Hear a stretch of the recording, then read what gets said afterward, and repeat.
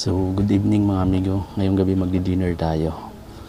Pagka tinamad ako mamalengke, ito pala yung kinakain natin. Meron tayo ditong maling. Meron tayong 2 egg. Meron din tayong pancit canton sa ilalim. Pero hindi ko lagi kinakain to kasi processed food to mga amigo, no? So yung egg, halos araw-araw ako nag-i-egg.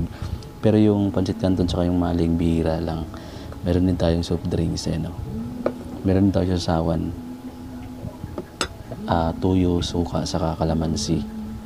So, magkakamay lang tayo. Mas masarap kasi kumain pag nagkakamay eh. At ito na yung dinner natin. Kain tayo. Unang subo para sa mga followers natin. Maling.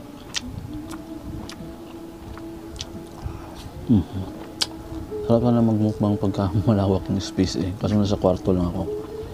Dito muna tayo. Sarap ka kumain pagka nagkakamali ka. Malalasahan mo halos lahat.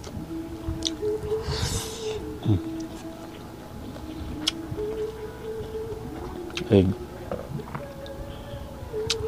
Ano lang to, 5 minutes na pinakuluan. Kumbaga, tawag ito malasado.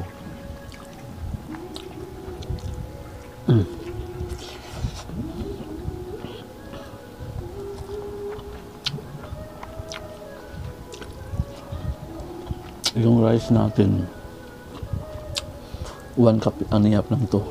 Sa kalahating takal.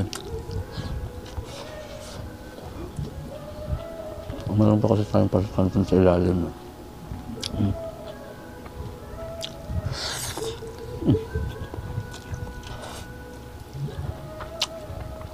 Ito bihira ko na siyang kinakain.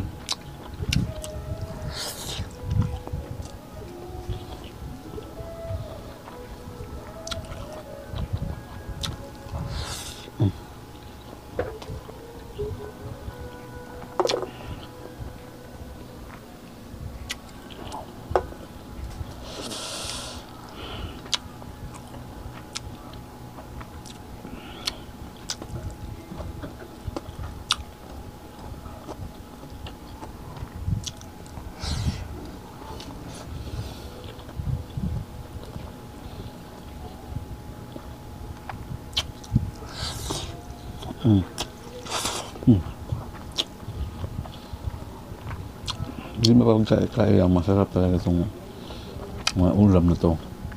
Ano na pag mga parito. Pero wahan-wahan tayo. Paminsan-minsan. Siguro once a week. Minsan, 1 buwan ako bago kumakain ito. Mayroon ako sa isda, gulay.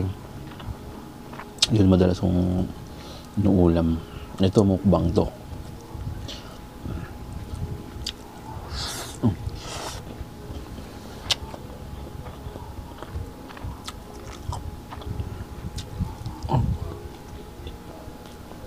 Laki.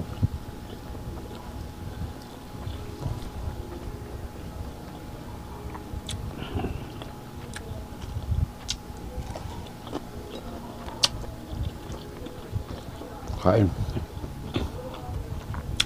Para sa mga hindi pa naghahapunan.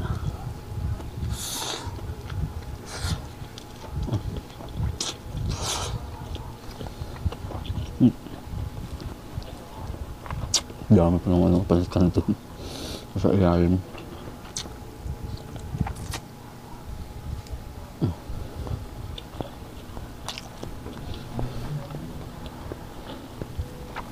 Yung egg natin malasado lang. Hindi pa malambot pa yung egg yolk.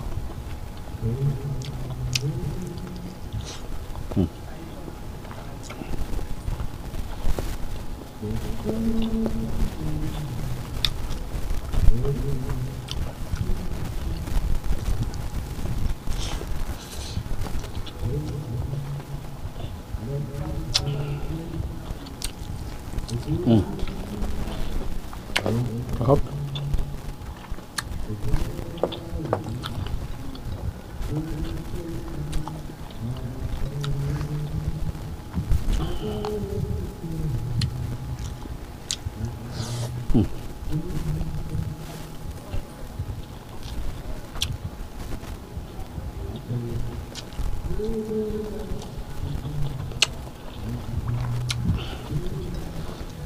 Panalo yung ulam ito pag tinatamad ka mamalingki. Pero processed foods, dahan-dahan lang.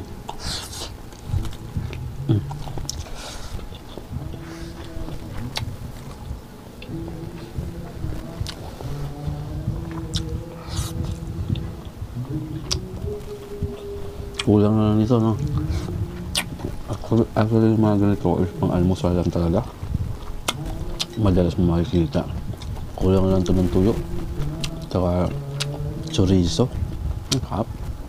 Magalo yung alat. Namis na ulam.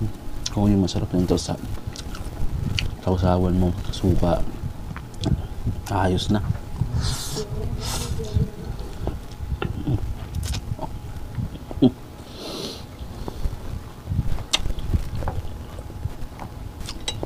First time natin itong magmukbang ng gabi, no?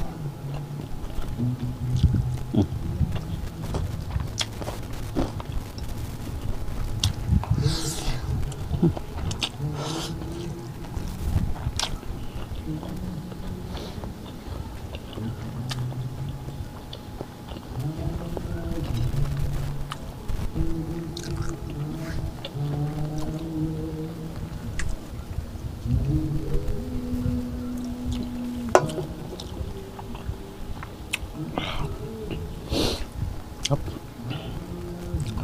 Medyo maanghang yung ano, pasit canton.